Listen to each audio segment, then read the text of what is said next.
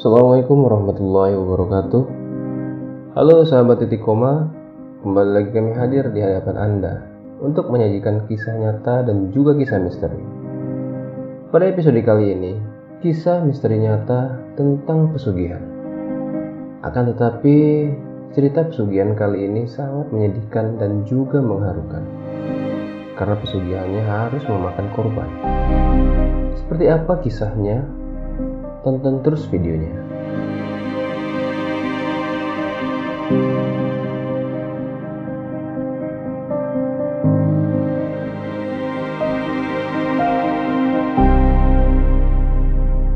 Semenjak aku menikah dengan Mas Toha, orang tuaku masih saja menentang hubungan kami. Emang sih, keluargaku lebih kaya dari keluarga suamiku. Akan tetapi, aku lebih memilih hidup bersamanya. Mas Toha. Ya, itulah nama suamiku. Dia adalah anak kedua dari 3 bersaudara, yang semua saudaranya adalah laki-laki. Saudara pertamanya adalah pengusaha sarang walet, sedangkan adiknya masih kuliah di luar kota. Dan suamiku lahir dari keluarga yang sederhana dan hidup serba kecukupan. Sedangkan aku lahir dari keluarga terpandang di kampungku. Aku adalah anak terakhir dari 6 bersaudara. Semua saudaraku sudah menikah dan sudah memiliki anak. Walaupun kami hanya berjualan bakso yang kami bangun sendiri dari nol, kami sangat bersyukur dengan kondisi dan keadaan kami saat ini. Walaupun hidup dalam kesederhanaan dan serba kecukupan, aku senang hidup bersama dengan suamiku. Ketika aku melahirkan anak pertamaku, sikap orang tuaku berubah 180 derajat. Karena baru kali ini orang tuaku mendapatkan cucu laki-laki. Sedangkan cucu dari kakak-kakakku semuanya perempuan. Hatiku mulai tenang dan aku merasa senang karena orang tuaku sudah meridhoi hubungan kami. Hampir 1 minggu aku melihat wajah suamiku sedikit murung. Saat itu aku hanya berpikir mungkin suamiku kecapean karena baru pulang berjualan. Yang aku lihat, ia berusaha terlihat tegar di hadapan kami. Aku pun coba bertanya kepadanya, "Ada apa sih, Mas? Kok kelihatannya seperti ada masalah?" "Iya, Mas heran. Kenapa akhir-akhir ini pelanggan kita sepi ya?" "Ya, walaupun masih ada yang beli, Mas tetap bersyukur. Mas harus banyak-banyak sabar. Mungkin ini hanya ujian untuk kita." Mendengar ucapan suamiku, aku semakin tegar untuk selalu mensyukuri apa yang kami dapatkan. Inilah salah satu sebab kenapa aku memilih untuk hidup dengan suamiku. Jika orang tuaku tahu hal ini, biasanya mereka akan ikut campur, membantu kami untuk membeli bahan-bahan yang kami butuhkan. Bukan sekali atau 2 kali orang tuaku menawarkan bantuan kepada kami. Bahkan sudah berkali-kali. Namun suamiku tetap saja tidak mau menerimanya. Bukan karena gengsi, tapi suamiku ingin membuktikan kepada orang tuaku kalau dia bisa memenuhi kebutuhan keluarga kecilnya. Tidak hanya itu, di kampung kami juga tersebar berita kalau orang tuaku melakukan pesugihan blorong. Walau kabar itu sudah menyebar di kampung, tapi aku sendiri sebagai anak kandungnya tidak pernah menemukan hal-hal ganjil saat aku masih tinggal bersama dengan orang tuaku. Sebagai anak kandungnya, aku harus yakin kalau orang tuaku tidak melakukan hal yang hina seperti itu. Karena ayahku adalah pewaris satu-satunya kekayaan kakekku yang memiliki banyak tanah di beberapa desa di daerah kami. Melihat kondisi kami saat ini, sepertinya Tuhan sedang menguji kesabaran kami. Hingga suatu saat, suamiku tidak tahan lagi dengan ujian ini. Akhirnya, ia pun memutuskan untuk berhenti berjualan dan lebih memilih ikut bekerja dengan kakaknya sebagai penjaga rumah walet. Rumah walet yang dimiliki oleh kakaknya emang cukup banyak, hampir menyebar di beberapa desa. Kebetulan suamiku mendapatkan tanggung jawab untuk menjaga 10 rumah walet di desa tetangga. Sedangkan penghasilan yang didapat juga lumayan, bahkan terbilang lebih untuk kami bertiga. Sebenarnya pekerjaan suamiku sekarang adalah atas izinku. Waktu itu lebih kurang 3 bulan yang lalu, saat kakak iparku datang tiba-tiba ke rumahku dan menawarkan pekerjaan itu kepada suamiku. Padahal hampir 2 tahun sejak mertuaku meninggal secara misterius, ia tidak pernah lagi datang dan menjenguk kami. Entah kenapa, sebenarnya hati ini menolak saat suamiku meminta izin kepadaku untuk ikut kerja dengan kakaknya. Padahal bapakku sudah memberikan beberapa hektar sawah kepada kami. Akan tetapi, sampai sekarang, sawah itu belum juga digarap oleh suamiku. Walaupun suamiku tidak pernah berterus terang. Tapi aku yakin, ini ada sangkut pautnya dengan omongan warga mengenai pesugihan yang dilakukan ayahku.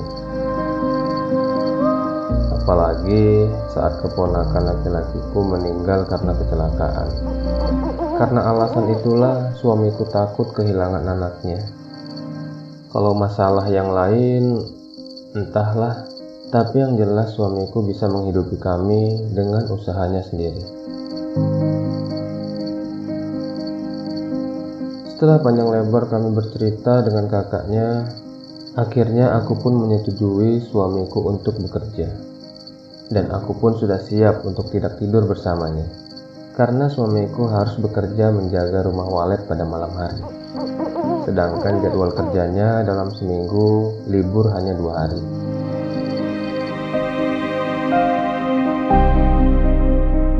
Sudah 2 bulan suamiku bekerja menjaga rumah walet milik kakaknya. Dan sudah 2 maling yang meninggal mengenaskan. Karena ingin menjarah sarang walet yang dijaga oleh suamiku. Akan tetapi ada yang janggal atas kematian mereka. Tubuhnya seperti dicabik-cabik, pada bagian leher tampak seperti dicekik. Dan tanda-tanda itu jelas bukan ulah tangan manusia. Saat suamiku diundang oleh pihak kepolisian untuk memberikan keterangan, suamiku dinyatakan bersih atas kasus itu. Karena saat kejadian itu, suamiku mendapat giliran libur.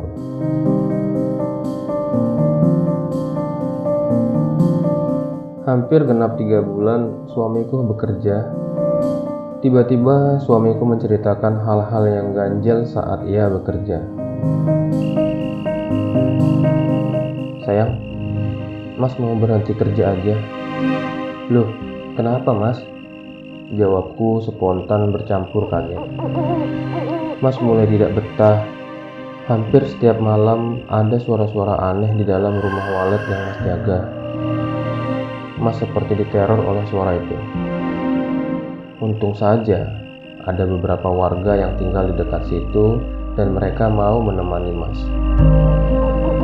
Kadang-kadang Mas juga ke tempat orang ronda, hanya sekedar menghilangkan rasa takut dan jenuh, kata suamiku sambil menarik nafas. Ternyata benar dugaanku selama ini tentang gosip yang beredar bahwa daerah yang dijaga suamiku itu terkenal angker. Dan sudah banyak warga yang lari tunggang langgang karena mereka melihat sosok tinggi dan tubuhnya dipenuhi dengan bulu. Lalu suamiku pun melanjutkan ceritanya. Jadi di rumah Walet itu ada satu kamar kecil yang sering muncul penampakan makhluk itu. Sebenarnya itu kamar larangan yang sudah diberi tanda agar siapapun tidak boleh masuk ke dalamnya. Karena Mas penasaran, Mas coba selidiki. Waktu malam itu kebetulan kamar itu tidak dikunci. Jadi Mas coba masuk ke dalamnya. Yang Mas lihat di kamar itu hanya ada dupa, sesaji, dan bunga-bunga yang berserakan di lantai. Saat Mas keluar dari kamar itu, tiba-tiba kakak sudah ada di depan pintu kamar itu. Mas sangat terkejut. Wajahnya terlihat biasa saja. Tidak terlihat ingin marah. Bahkan kakak hanya tersenyum saja. Adapun maksud dari senyum itu, Mas tidak tahu maksudnya apa. Jadi sekarang apa keputusan Mas? Tanyaku memotong cerita untuk mencairkan suasana. Besok setelah Mas pulang kerja, Mas akan sampaikan ke kakak kalau Mas akan berhenti kerja.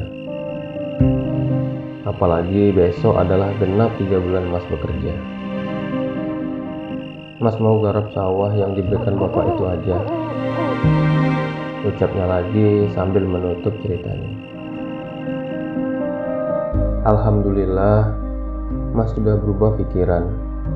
Ia sudah mulai mau menerima pemberian ayahku dan sudah tidak memperdulikan ocehan warga lagi.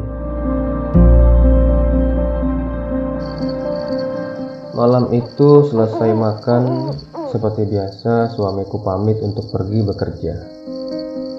Dengan mengendarai motornya, ia melambaikan tangan dan tidak lupa mengecup keningku. Terlintas di benakku seperti ada yang janggal dengan hal yang biasa dilakukannya saat akan pergi kerja. Tapi entahlah, yang aku inginkan adalah suamiku cepat pulang ke rumah.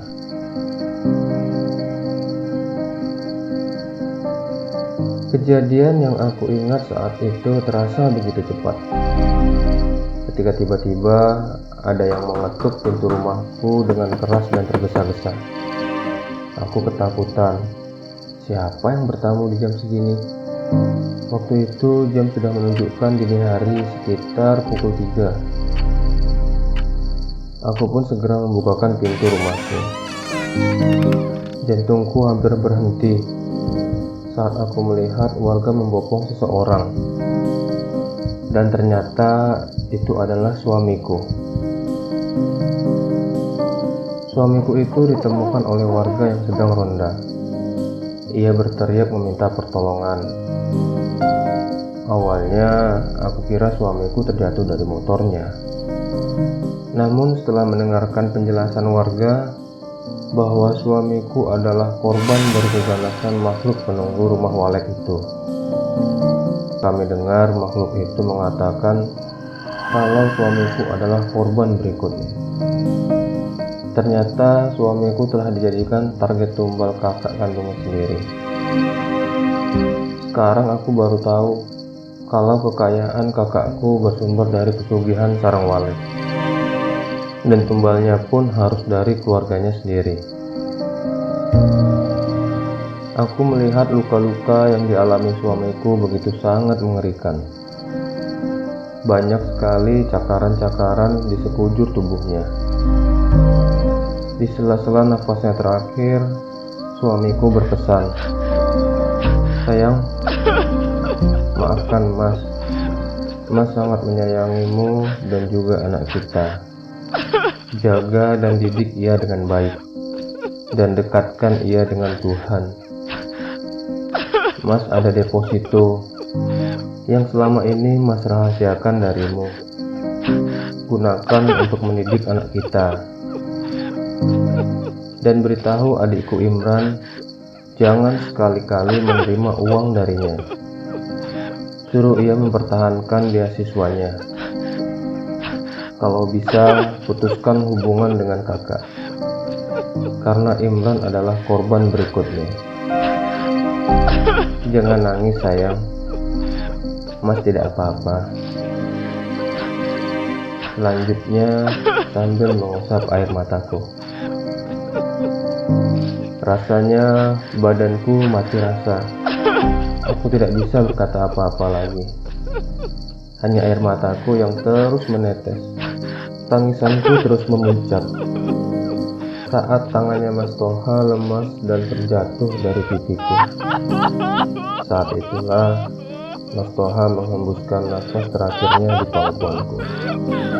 "Mas!" teriakku memecahkan suasana malam itu. Hari ini tepat 7 hari setelah meninggalnya suamiku, yang kebetulan tepat di hari ulang tahun pernikahan kami. Aku duduk di makamnya yang masih terlihat baru. Selepas aku menaburi bunga dan membacakan Yasin, aku pun berdoa dan membisikkan kata-kata tepat di batu nisannya. "Sayang, aku telah hamil 4 bulan. Maaf kalau hal ini telat aku beritahu, karena aku ingin menyampaikannya tepat di hari ulang tahun pernikahan kita. Sesuai keinginanmu, aku akan berusaha keras untuk mendidik anak-anak kita. Tuhan lebih menyayangimu, Mas."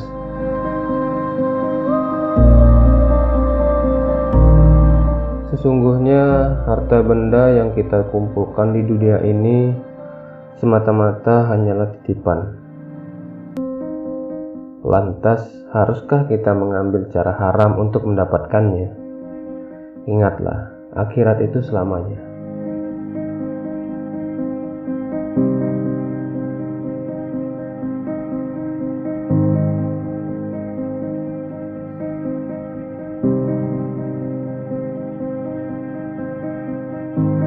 Demikian sahabat, semoga cerita ini bisa menambah wawasan dan pengetahuan kita semua. Jangan lupa nantikan kisah-kisah terbaru dari kami selanjutnya. Sampai jumpa. Assalamualaikum warahmatullahi wabarakatuh.